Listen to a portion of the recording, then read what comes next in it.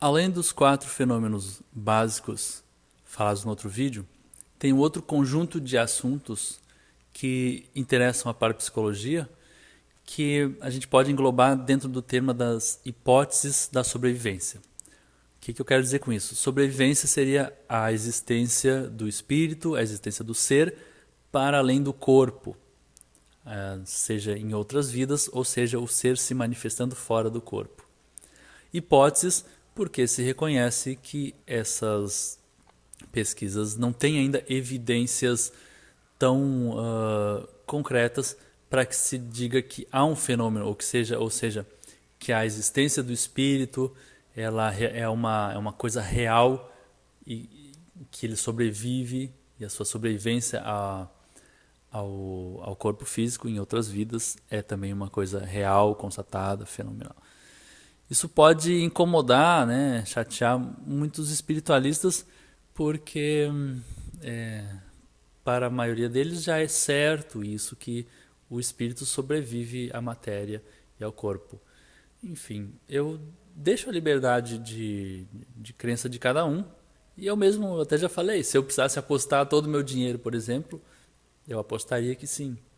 Mas eu prefiro tratar essas questões como questões ainda em aberto. Eu não acho graça de se botar um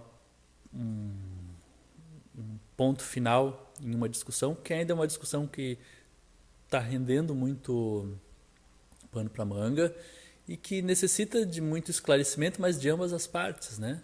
Não de uma briga ideológica entre os que acreditam que sim e os que acreditam que não. Eu acho que esse tipo de disputa não leva a lugar nenhum. Acho que as disputas sadias são aquelas no campo das pesquisas, do que nós podemos aprender, do que nós já aprendemos a respeito dessas questões. Bom, voltando lá, essas hipóteses da sobrevivência são então o segundo grande tema de interesse da parapsicologia. São hipóteses, ou seja, têm mais dificuldade de serem constatadas, justamente porque elas envolvem uma parcela de experiência, de relato subjetivo sobre o que aconteceu, que dificulta a experimentação laboratorial, a construção de experimentos laboratoriais para sua constatação. Se você quiser, volta em vídeos anteriores onde eu falo a diferença entre fenômenos e experiências. E os fenômenos parapsicológicos básicos, clarividência, telepatia, precognição e psicocinesia, já foram replicados em laboratório. Agora, a questão da sobrevivência do ser para além do corpo ainda não foi produzida em laboratório para se chegar a um fenômeno sobre isso.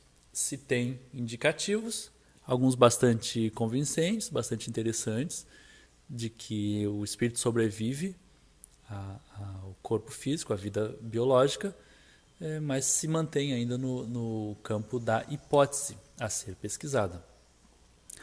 Que tipo de experiências são relatadas muito frequentemente e que levam a gente a se perguntar se então a gente sobrevive, a alma sobrevive realmente? Uma delas é a experiência fora do corpo, um grupo de experiências que são as experiências o desdobramento, viagem astral, né, que a pessoa se sente estar num lugar diferente do que o corpo dela está realmente. Outro grande grupo é das experiências de quase morte, ou seja, das pessoas que estão em situação de próximas à morte clínica e que depois, entre aspas, ressuscitam, né, ou voltam à saúde e aí relatam um grupo de acontecimentos, ou passam por um túnel, ou encontram um ente falecido querido, ou relatam coisas que estavam acontecendo naquele hospital, só que em outras salas, e que seria impossível delas ficarem sabendo, delas ouvirem, etc. São as experiências de quase morte. Um outro grande grupo que interessa a parapsicologia e que nos remete às hipóteses da sobrevivência são das experiências mediúnicas, onde os médiuns relatam incorporarem espíritos ou se comunicarem com espíritos e muitas vezes até trazerem informações bem precisas através de psicografia, de psicofonia, né, da fala, da escrita, ou através da comunicação durante um sonho, durante uma experiência fora do corpo. Então, essas experiências de comunicação com o espírito, de possessão, de aparições, assombrações, também nos leva a essa pergunta intrigante sobre a existência da vida para além do corpo físico, né?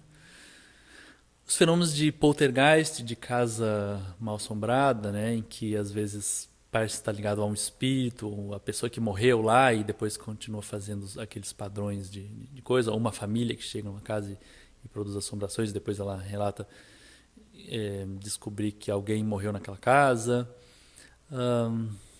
São algumas das ocorrências básicas em que parece haver a influência de entidades espirituais. Há também uma muito importante, quase eu ia esquecendo, são as lembranças de vidas passadas.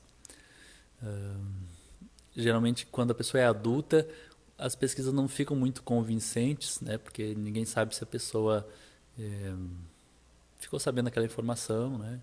Por outros meios. Só que muitas vezes acontece com crianças de 5, de 6, de 7 anos e os pais são contra, eles tentam inibir a criança de falar sobre o assunto, mas a criança foge, pega ônibus, pega trem e vai para uma cidade porque ela tem certeza que ela viveu ali há um pouco tempo e ela sabe o nome dos pais, e ela encontra aqueles pais e os pais escutam coisas que ela fala, que ela confirma que ela viveu com eles há pouco tempo atrás. Isso tudo, tem muitos relatos sobre esse tipo de coisa, tem livros escritos sobre isso. E aí intriga, né?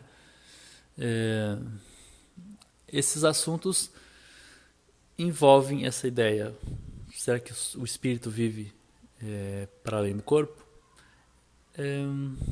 Alguns podem pensar que sim, outros podem pensar que não. Eu acredito que a gente não deve ser movido pelas nossas crenças. A gente deve investigar, ter acesso ao que já foi escrito sobre isso, tanto pró quanto contra, e ir formando uma ideia a partir disso, dentro das nossas melhores possibilidades.